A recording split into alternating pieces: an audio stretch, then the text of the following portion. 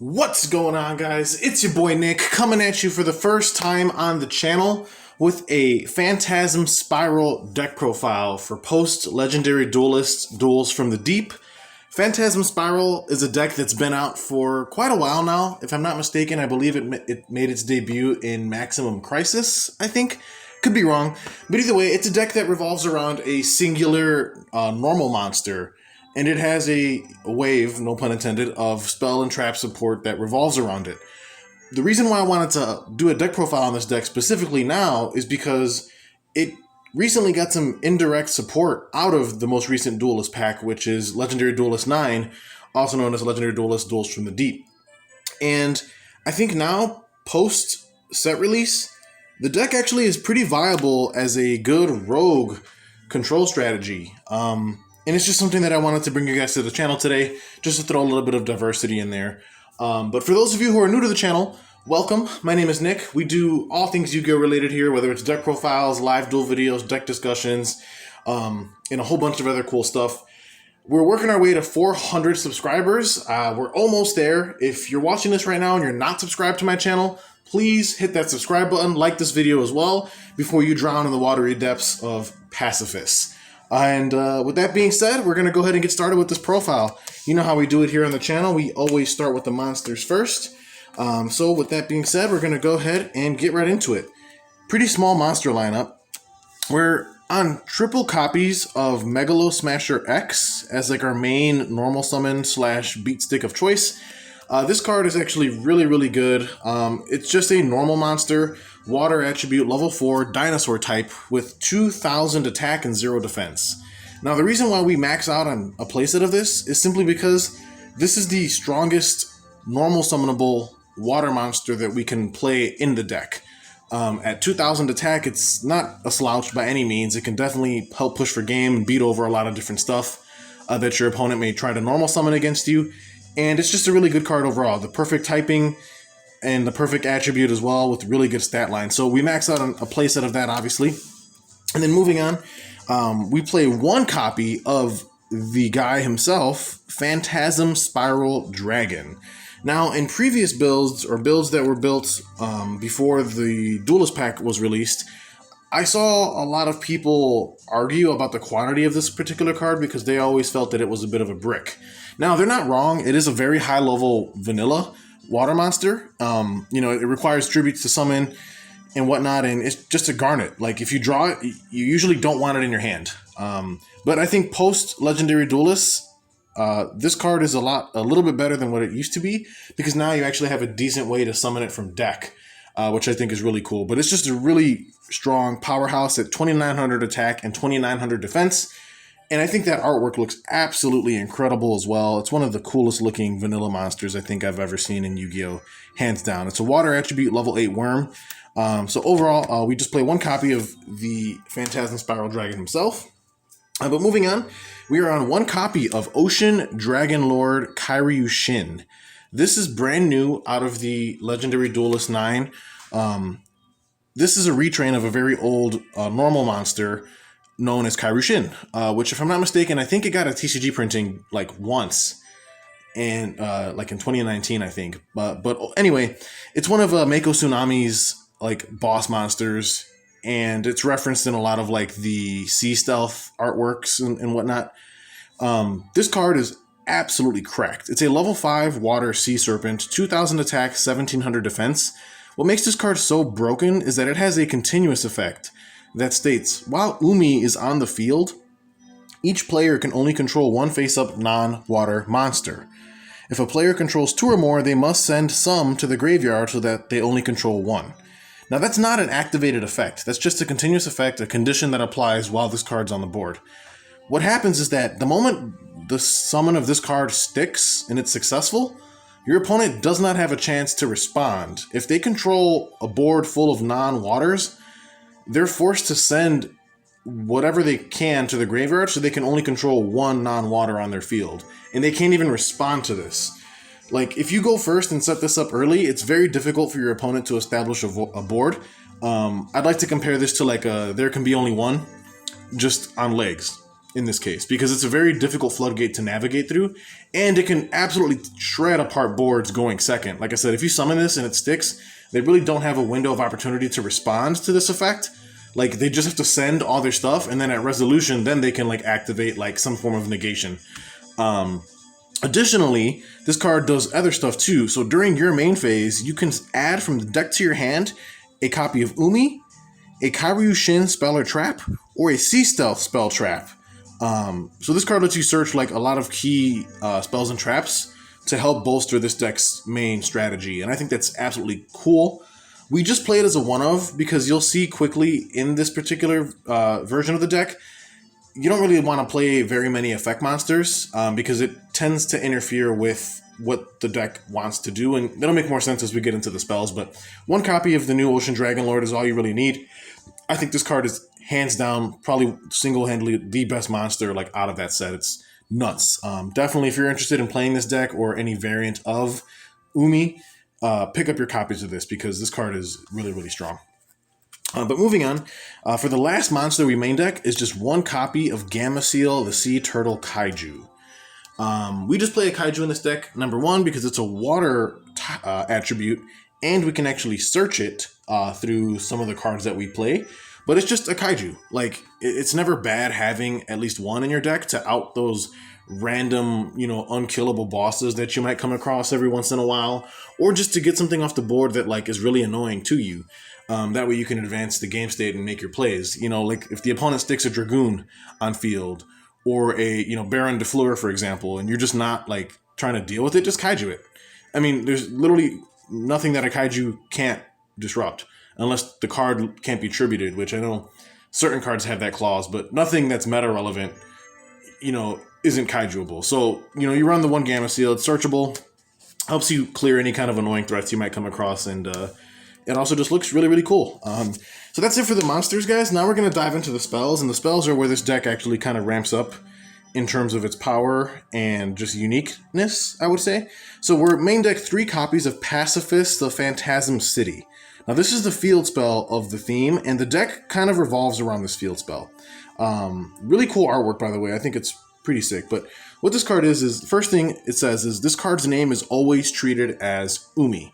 So any card that searches Umi or interacts with Umi in some way, shape, or form can interact with this, because Pacifist is always treated as Umi, which I think is really cool. It states that you cannot normal or special summon effect monsters the turn you activate either of this card's effects, even if this card leaves the field. So again, that's why we really don't play that many effect monsters in this deck, for the simple fact that if we use the field spell's effects, which, spoiler, you're going to be using the field spell's effects a lot in this deck, you're unable to normal or special summon effect monsters that turn, even if this card leaves the field. And if you did normal or special summon an effect monster, then you're unable to use Pacifist's effects for the remainder of the turn. So like, it does kind of interfere sometimes with like the Ocean Dragon Lord specifically, but pretty much, you during gameplay you'll have a window of opportunity to like summon the Ocean Dragon Lord, and once he's established, he's pretty difficult to out anyway. And luckily, once he's on board, he kind of just does what he needs to do, and it's just like a walking floodgate. So that's why we just play the one of, but I wouldn't recommend maxing out on it, because again, like, you don't want to have that many effect monsters. And also too, the field spell may conflict with the Kaiju as well, because again, you cannot like normal or special effect monsters, even if it would be to the opponent's side of the field. But again, that seldom comes up. Like I said, you just wait for the right time to Kaiju, and then you're able to go off with your plays. But what makes this card so strong is the fact that once per turn, if you normal or special summon exactly one normal monster and no other cards, you can add a Phantasm Spiral card directly from the deck to your hand. So if you normal or special summon any normal monster, you just get a +1 off the field spell, which is pretty cool if you ask me, because there's no cost with that. You just normal summon or special on a normal monster, get a search immediately. Then, if your opponent activates a card or effect, so basically if your opponent does anything except during the damage step, and you control no tokens, you can special summon one Phantasm Spiral token, Worm type, water attribute, level 8, attack 2000, defense 2000, and we're using our lovely blue sheepy tokens as our Phantasm Spiral tokens. Unfortunately, this deck doesn't have a Phantasm Spiral token printed. Hopefully Konami can fix that. I think every archetype that has the ability to summon a token monster in its own theme should have a printed copy of that token monster in real life. Example would be like, where's the adventure token? Where's the Sword Soul token? Where is my Phantasm Spiral token, Konami? Come on, get with it. But anyway, so what this means is that on your turn, you normal summon a normal monster, or special summon a normal monster. You get a plus. But on the opponent's turn, if they do anything, and you don't control a token, you special summon a token to your side of the field that's a level 8 water, 2k defender, and 2k attacker. So pretty beefy token.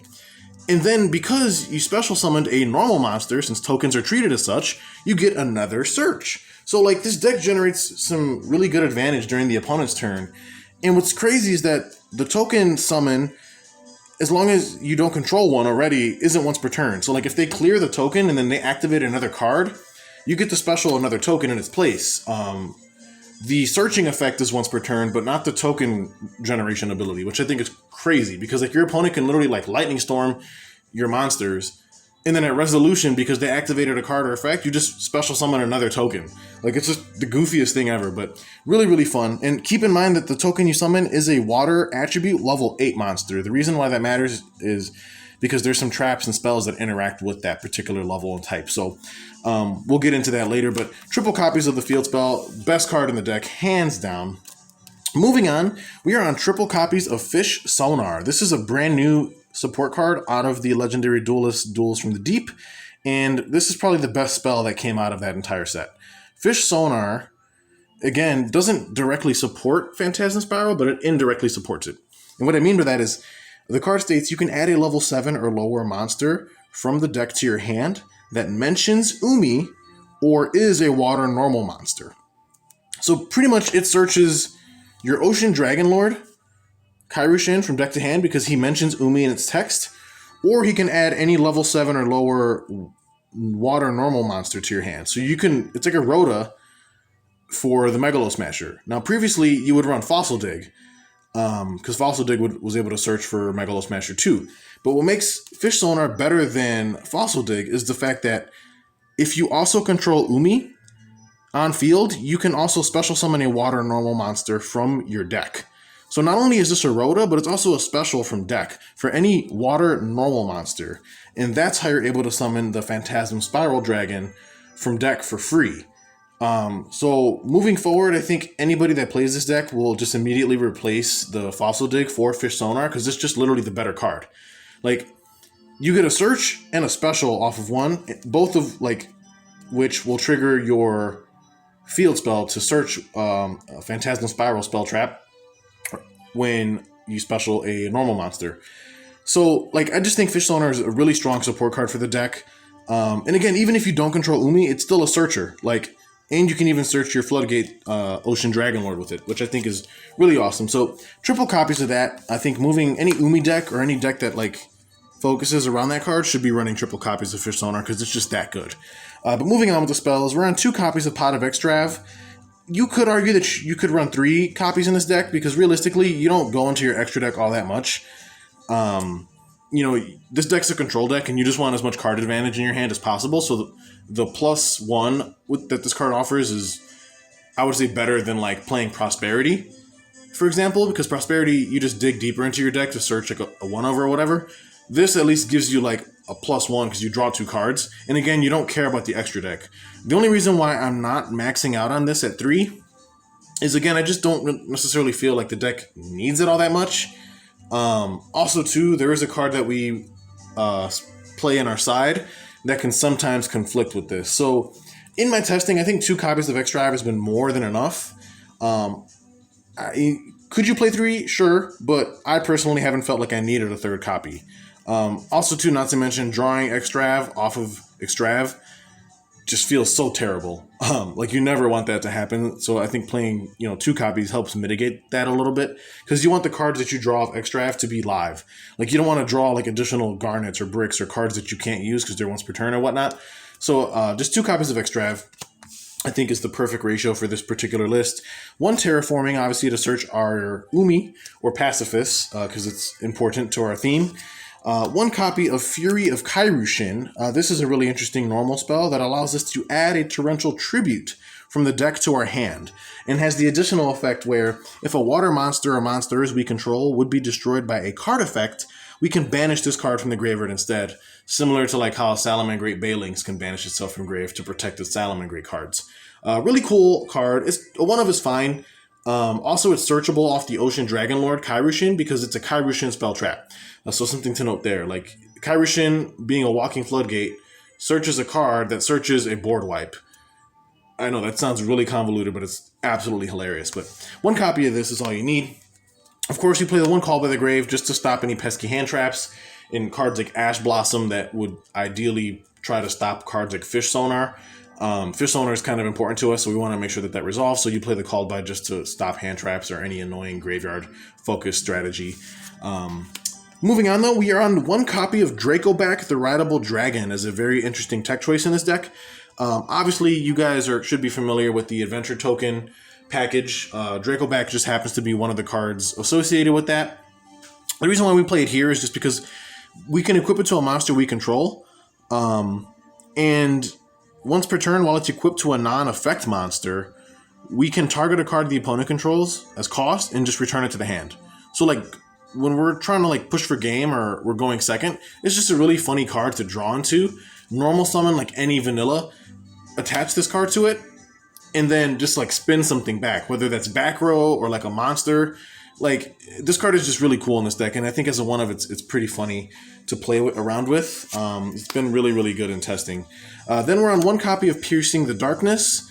This is a card that, again, is another interesting tech choice that I'm messing around with. Pretty much if we normal or special a non-token normal monster or monsters, except during the damage step, we get to draw a card. So if we like normal or special any vanilla monster, you just get a free draw off of it. And then when an attack is declared involving an opponent's monster, and a monster we control that is a level 5 or higher normal, you can make that monster you control gain attack equal to that opponent's monster's attack to the end of this turn. Keep in mind that the tokens you summon, if you summon the token, you won't get the draw, but the token still is a level 5 or higher normal monster. So if it battles an opponent's monster, you can just make the token gain the attack equal to the card it's battling. So almost like a Mech Knight Crusadia Avermax kind of effect. It just makes it so that your token or your vanilla monster never dies in battle. But it does have to be a level 5 or higher normal monster, which is why I said the token being level 8 does matter. So 1 copy of that is a cool tech choice. For another tech choice you play is 1 copy of Supernatural Danger Zone. This is a continuous spell that's brand new out of Burst of Destiny.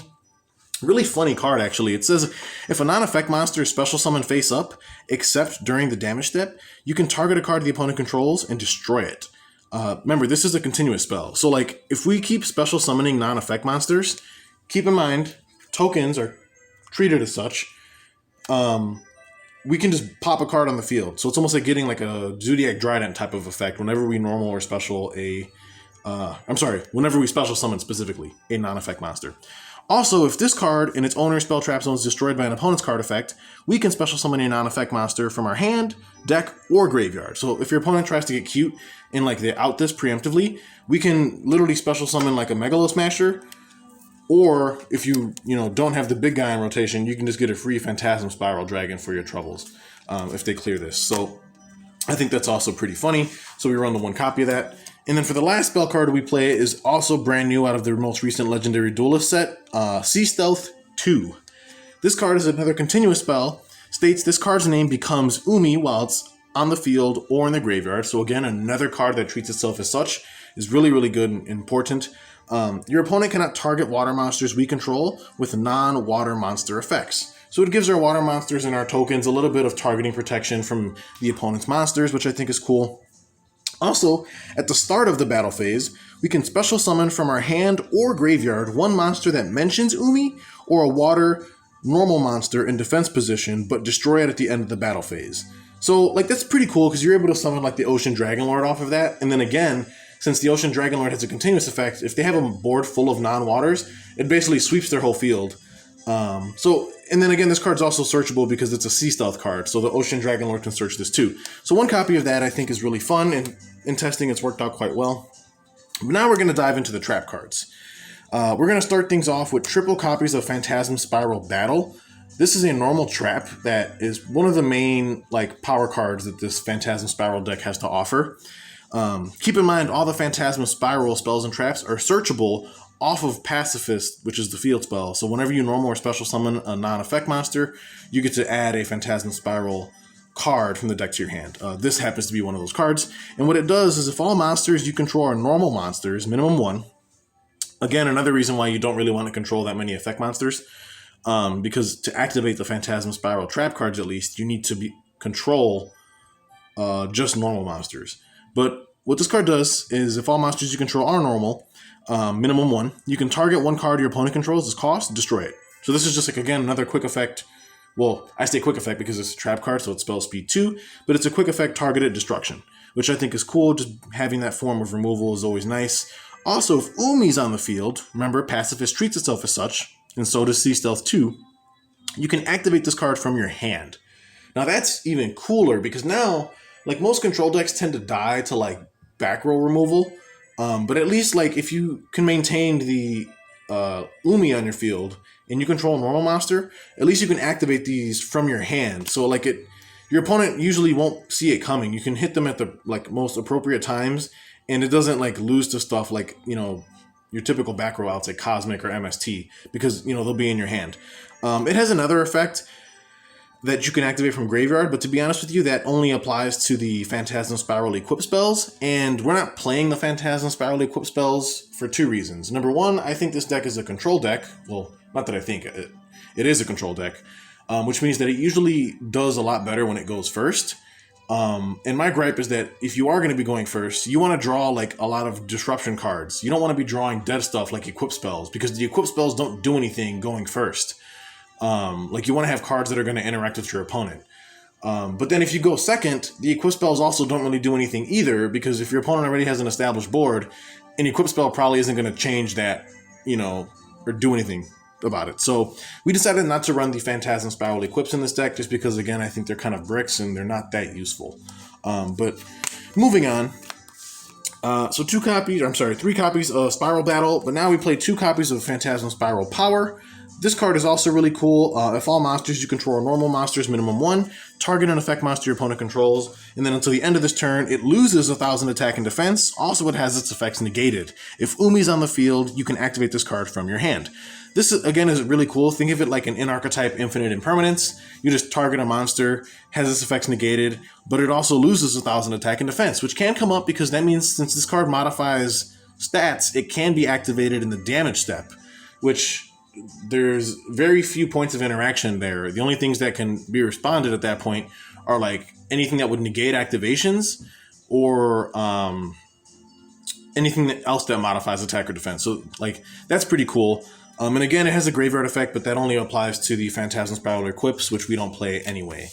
But then moving on, 2 copies of Torrential, again, just because we can search it off of the Kairyu Shin spell, and who doesn't want a free board wipe? And again, we don't even care about it because we can wipe the board, and then when the opponent continues to play through it, if they have that much gas, we can just summon another token and keep field presence at least. So 2 Torrentials. Then we're on 2 copies of Ice Barrier. Again, just as a really good generic water-focused control type trap card. When an attack is declared involving your opponent's monster, you change that opponent's monster's attack to 0, negate its effects, and it cannot change its battle position. That's permanent, by the way. So you can just blank any monster if it's involved in some kind of battle, make its attack 0, and prevent it from switching positions, and negate its effects indefinitely. Also, this doesn't even target. Then you can banish this card from your graveyard to send a level 5 or higher water monster from deck to grave. Then you can add a water monster from the graveyard to your hand, but then you're locked into waters until the end of the next turn. Not even a problem because everything we play is for the most part water, but it does allow us to search cards like our Kaiju, Gameciel, or our Ocean Dragonlord Kairyu Shin, or even the Phantasm Spiral Dragon himself, since all 3 of those are level 5 or higher waters. So pretty cool interaction there. 1 copy of Metaverse, just to, again, more access to the field spell since it's so important to us.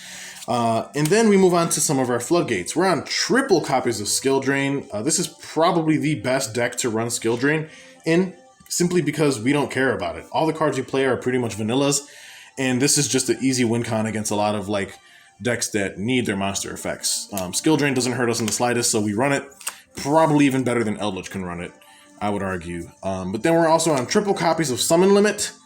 Summon Limit, again, is just another floodgate trap that we can establish if we go first and just prevent the opponent from establishing their board. Make it very hard for them to play.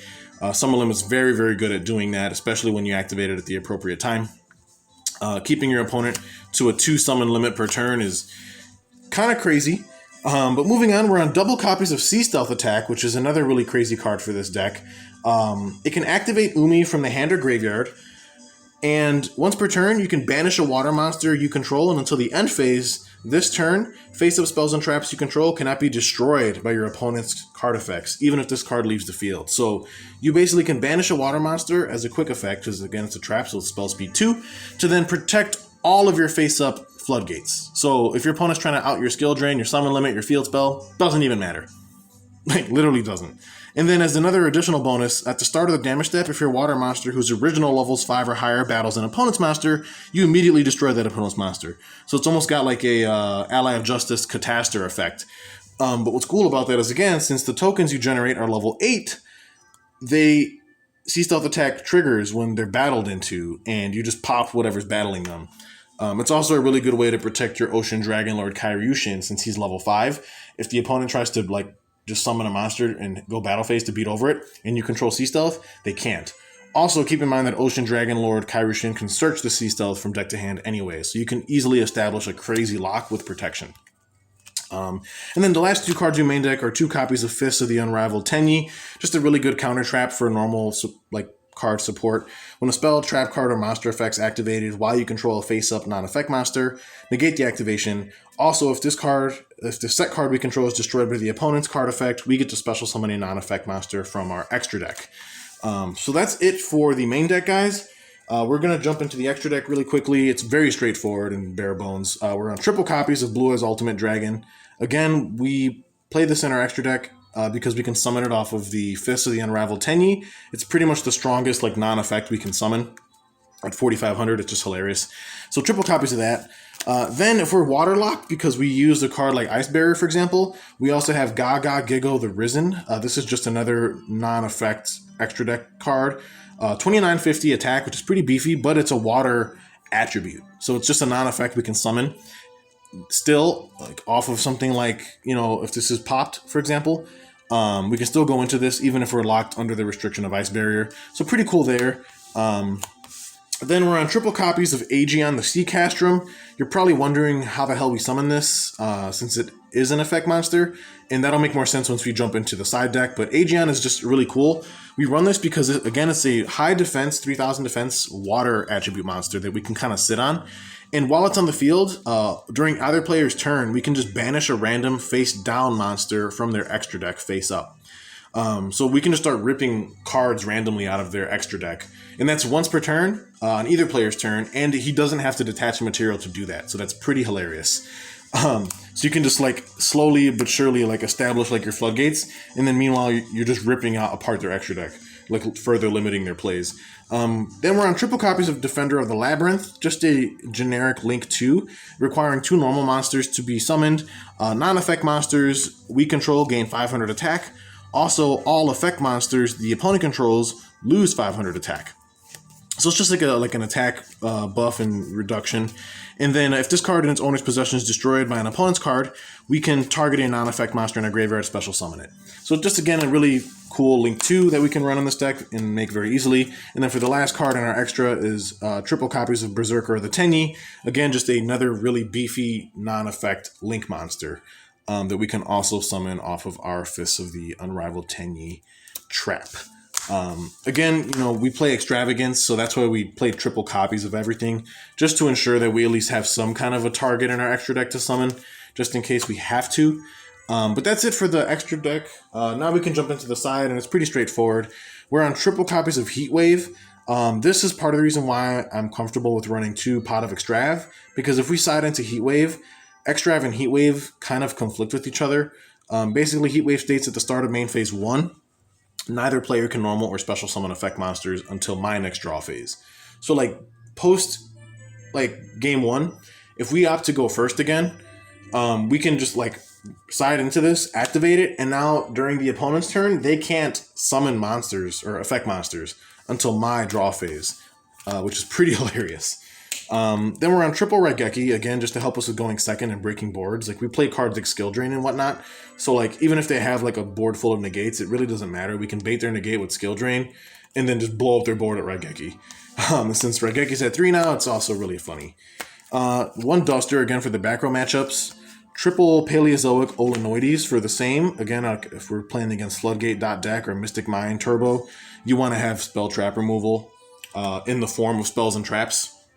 And Olenoides is really cool. Also has some interesting synergy with this deck, given that when you activate a trap, Olenoides comes back from the graveyard as a normal monster, which can help like trigger certain things on your field and also proc your field spell search. And then we're on Triple Waken the Dragon. This is how we summon Aegeon the Sea Castrum, our rank 8 Exceeds that we play in the extra. Obviously, post game 1, once the opponent realizes what we're up to, they're going to try to side into back row outs, so we can punish them by playing Waking. And then for the last 2 cards is 2 copies of White Howling, just a generic tech choice. If we control a water monster, we can target a spell in the opponent's graveyard, banish it, and if we do, for the rest of this turn, negate all spell effects on your opponent's field. So that's pretty cool, especially against like Striker or Despia matchups. But that's it for the deck profile, guys. Hopefully you enjoyed the updated version of Phantasm Spiral. Again, feel free to like, comment, and subscribe if you haven't. We're on our way to 400 subs. Thank you all so much, and again, have an awesome evening.